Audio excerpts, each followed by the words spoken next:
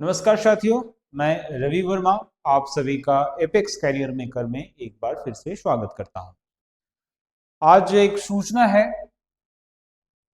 बिहार सरकार गृह विभाग आरक्षी शाखा केंद्रीय चयन परिषद सिपाही भर्ती को लेकर। तो अगर आप बिहार पुलिस में सेवा करना चाहते हैं और इस तरीके की परीक्षाओं की तैयारी करते हैं, केंद्रीय चयन परिषद के द्वारा सिपाही भर्ती की पहली नोटिफिकेशन 1/2026 आ गई है। लेकिन ये अन्य सिपाहियों से थोड़ा अलग है। ये विशेष शाखा के लिए है। 2024 में ही इस पर नियमावली बनी थी। मूलतः यह बाहर से आने वाले टूरिस्ट या अलग अलग जगहों पर जो बाहरी लोग होते हैं उनको सपोर्ट करने के लिए बिहार पुलिस की ये एक विशेष बहाली है और इसके सिलेबस भी थोड़े अलग हैं। इस बात को आपको समझना पड़ेगा।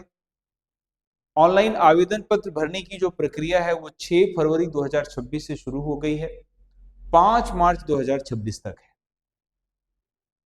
तो अभी ये प्रक्रिया शुरू ही है, आप भर सकते हैं। कुल सीट जो है वो 83 है।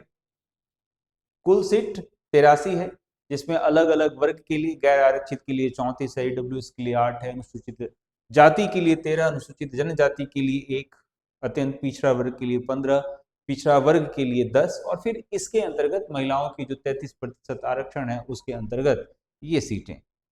ठीक है, तो कुल मिलाकर देखा जाए तो ये एक शानदार वैकेंसी है।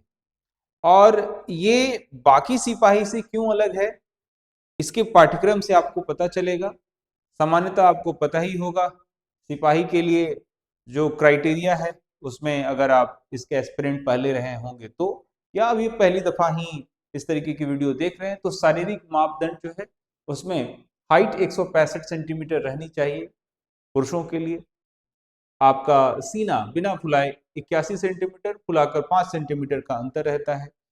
तो वर्गवार शारीरिक मापदंड अलग है, आप यहाँ पर देख सकते हैं।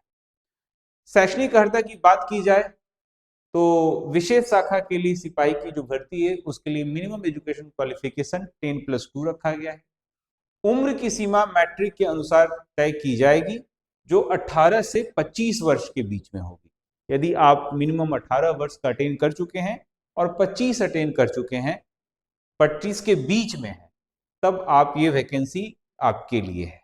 ठीक है, आपको मैं बता दूं कि ये विशेष शाखा की जो ये बहाली है उसके लिए रिटेन का जो सिलेबस है वो थोड़ा अलग है।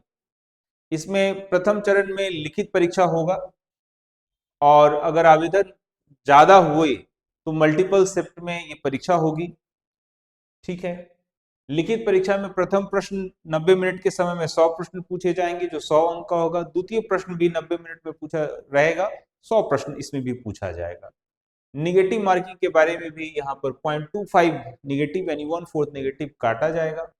अब यही जो मैटर मैं यहाँ पर आपके साथ थोड़ा डिटेल्स में चर्चा करना चाहता हूँ।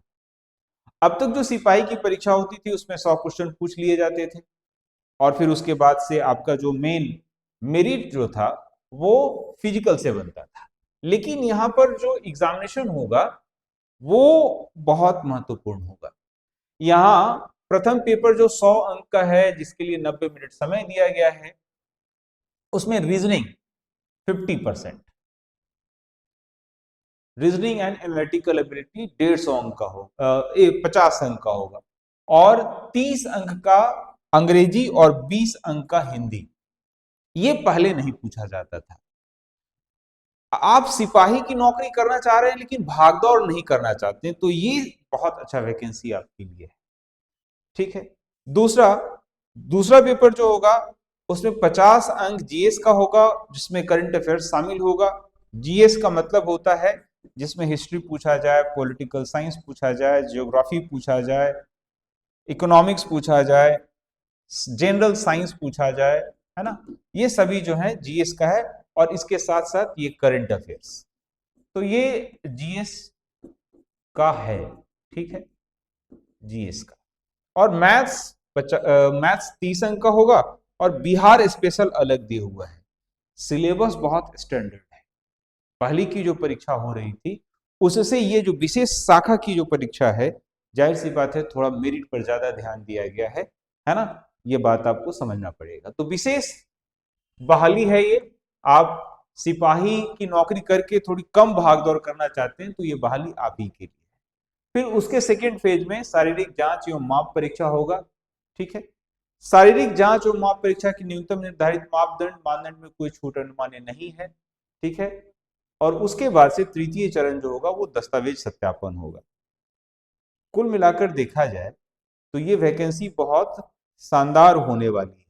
मेधा सूची यानी जो मेरिट बनेगा वो बहुत स्पष्ट तौर पे यहां लिखा हुआ है कि मेरिट कैसे बनेगा। मुख्य लिखित परीक्षा, मुख्य लिखित परीक्षा में प्राप्त अंकों के आधार पर आरक्षण कोटिवार तैयार की जाएगी।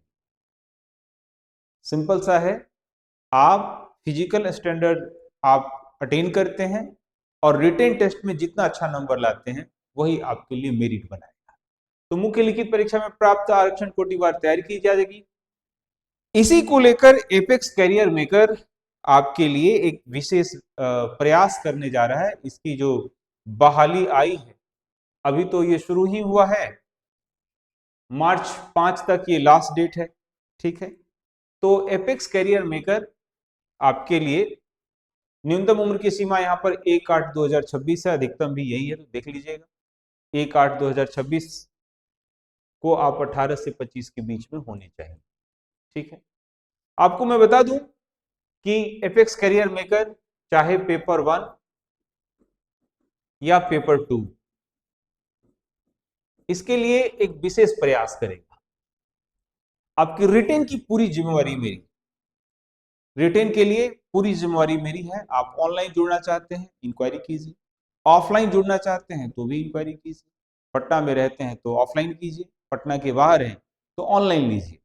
और ये परीक्षा अगर आप सोचते हैं कि ऐसे ही कर ली जाए तो नहीं होगी, क्योंकि आयोग स्पष्ट रूप से फोकस्ड है कि हमें हमें ऐसे व्यक्ति चाहिए जो थोड़े से मेरिटोरियस हो, जिनके पास नॉलेज हो अलग अलग विषयों का।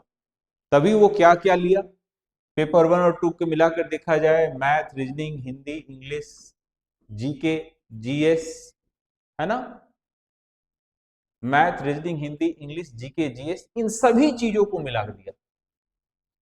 तो देर मत कीजिए, आप एपेक्स करियर मेकर में एनरोल लीजिए। आइए अपनी तैयारी को पुख्ता कीजिए, सिलेक्शन लीजिए। सिपाही की नौकरी है लेकिन बहुत आराम की नौकरी होगी। बहुत बहुत धन्यवाद।